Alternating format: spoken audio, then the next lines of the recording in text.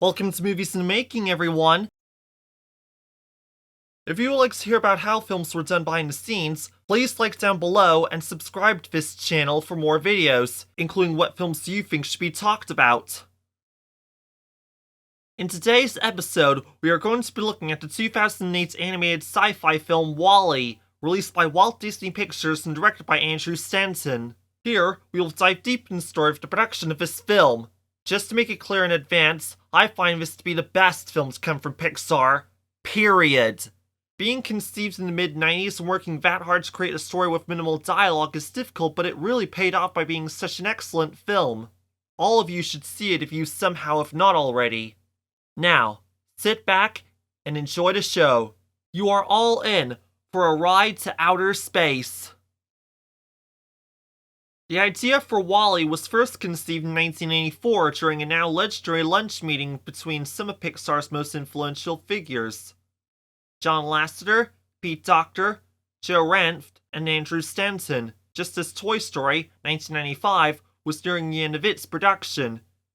This meeting proved to be a pivotal moment in Pixar's history, as it sparked the creation of several major films, including A Bug's Life, 1998, Monsters Incorporated, 2001, and Finding Nemo, 2003. At the time, Stanton and Docter began developing WALL-E into a more complete story outline, exploring its themes and characters. However, the project was soon placed on hold so that Stanton could dedicate his efforts to directing Finding Nemo, which would itself go on to become a major success in its own right. Stanton developed the idea for WALL-E by drawing from the rapid rise of consumer technology and growing environmental concerns in the mid-2000s.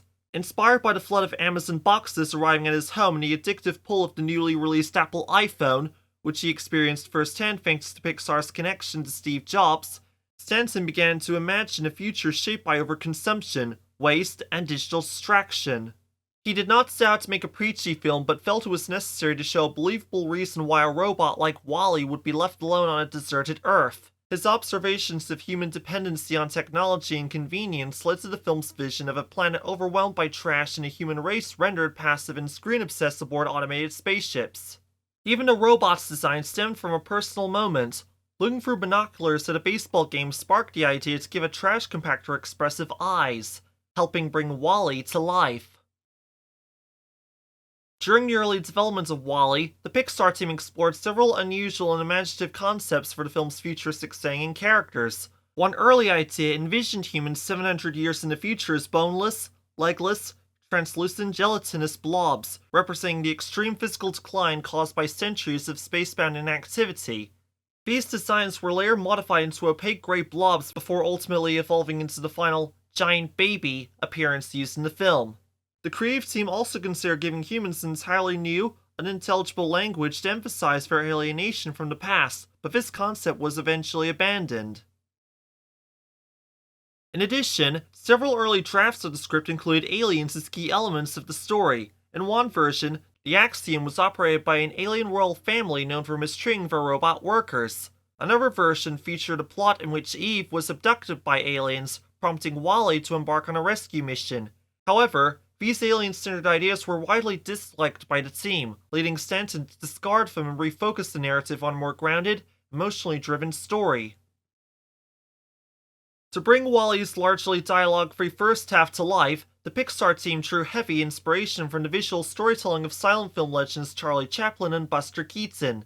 Since the early part of the film focuses on a non-verbal robot wandering a deserted Earth, the filmmakers immersed themselves in the art of silent cinema, watching every Chaplin and Keaton film, both shorts and features, over lunch across 18 months to better understand how to convey emotion and narrative without words.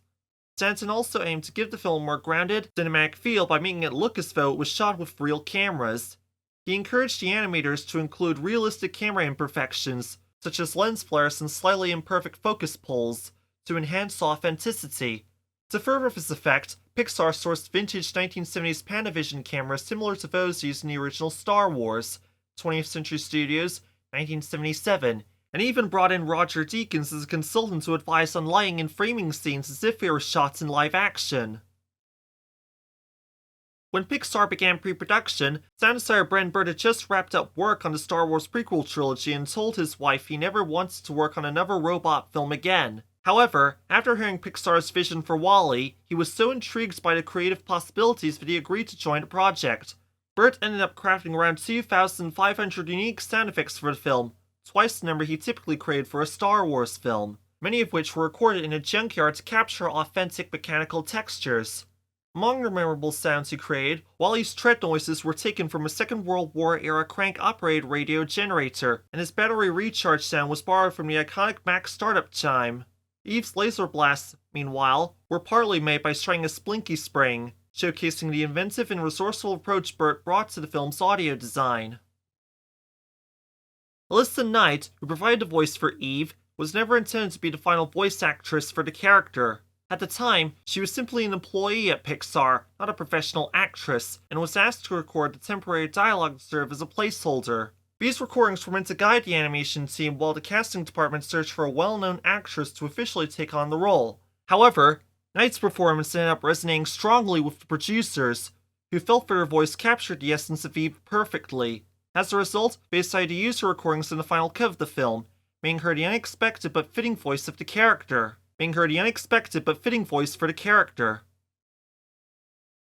The sound team behind WALL-E faced the unique challenge of giving the cockroach companion a voice without using actual dialogue, leading them to experiment with creative sound effects.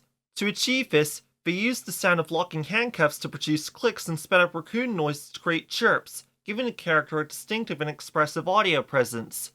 The cockroach was affectionately nicknamed Hal by the team, paying homage to both silent film producer Hal Roach and to HAL 9000, the iconic artificial intelligence from 2001, A Space Odyssey, Metro-Goldwyn-Mayer 1968. The feature scenes and music from Hello, Dolly, 20th Century Studios 1969, and WALL-E, Stanton drew on a personal connection, having performed the musical as a teenager, and was inspired by the song Put On Your Sunday Clothes, randomly played from his iPod. Although his original plan had been to use soul swing music, the whimsical incongruity of a Golden Age musical set against a dystopian future felt compelling. Stanton and his team decided to incorporate Hello, Dolly into the story, portraying it as something WALL-E discovered among humanity's leftovers and grew emotionally attached to. Securing the rights, however, proved difficult, as the film was owned by 20th Century Studios, then named 20th Century Fox and later purchased by Disney in 2019.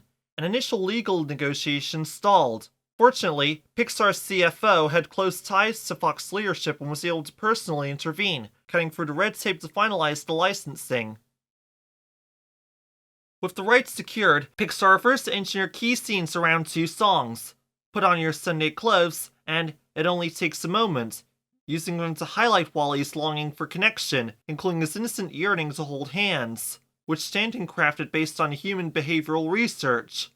The gamble paid off, blending nostalgic music theater with futuristic storytelling in a way that charmed audiences. The unexpected fusion resonated so strongly that even Hello, Dolly's original star Michael Crawford was moved by how his performance connected with WALL-E's opening space sequence, further cementing the film's legacy as a heartfelt homage to love, memory, and cinematic history. Thomas Newman became the composer after previously collaborating successfully with Stanton on Finding Nemo. He began work on the score as early as 2005, crafting Eves by 2007. The film's minimal dialogue, especially in the opening act, presents a unique challenge, prompting Newman to blend orchestral music with electronic elements to match a futuristic yet emotional tone. Although Stanton initially imagined a fully orchestral score, Newman's approach evolved to complement the story's atmosphere. Adding a personal connection, Newman's uncle, Lionel Newman, had worked on Hello, Dolly, deepening the family's link to the project. As of the 14th of June 2025, WALL-E has a 95% critics rating on Rotten Tomatoes, a 95 out of 100 critic score on Metacritic, an 8.4 rating on IMDb, and a 4.2 rating on Letterboxd. The film's budget was $180 million and it grossed about $521 million following its initial release date of 26th of June 2008. While WALL-E was heavily merchandised with toys, games, and branded products, which might make one think that WALL-E just contradicted its own message by doing that, its environmental message ironically resonates more authentically than that of the Lorax. Universal Pictures, 2012, based on a book by Dr. Seuss, which was heavily criticized for violating its own message by promoting consumerism through excessive cross-promotion. In contrast, WALL-E earns its ecological credibility through its storytelling. It presents a haunting, emotionally grounded vision of a world destroyed by waste and unchecked consumption, using silence, subtlety, and character-driven emotion rather than over-preaching.